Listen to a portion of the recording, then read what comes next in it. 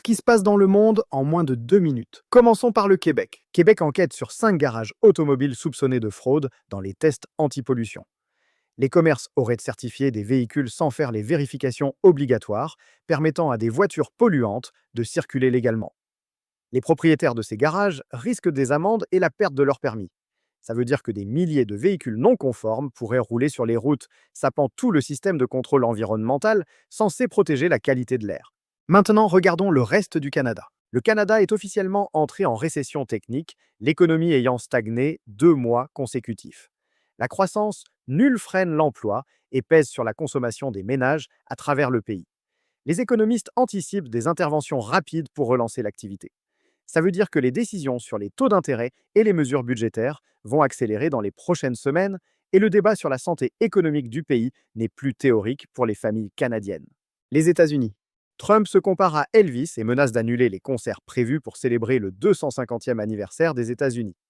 Il reproche aux artistes de ne pas vouloir participer, affirmant qu'Elvis performait sans guitare et que lui aussi peut le faire. Les organisateurs tentent de sauver l'événement prévu cet été. Ça veut dire que la célébration nationale historique risque de se transformer en spectacle politique personnel, détournant une commémoration collective vers un égo présidentiel. La France. L'Assemblée nationale française débat d'une proposition de loi pour combattre les violences en milieu scolaire, sous le slogan « Plus jamais ça ». Le texte vise à renforcer la protection des enseignants et élèves face aux agressions physiques et verbales qui se multiplient dans les établissements. Les syndiqués réclament des moyens concrets au-delà des mots.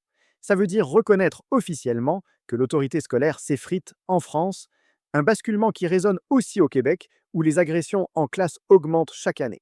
Un peu plus loin dans le monde, l'Organisation mondiale de la santé publie ses premières recommandations officielles sur les traitements et vaccins contre Ebola, après des décennies de recherche accélérée par les épidémies africaines. Les directives standardisent les protocoles pour les pays à risque et facilitent l'accès aux soins dès les premiers symptômes. Ça veut dire qu'Ebola passe du statut de maladie ingérable à celui d'épidémie contrôlable avec des outils validés mondialement, transformant la capacité de réponse des systèmes de santé fragiles. Et voilà, c'était les nouvelles du jour. On se retrouve demain pour ne rien manquer.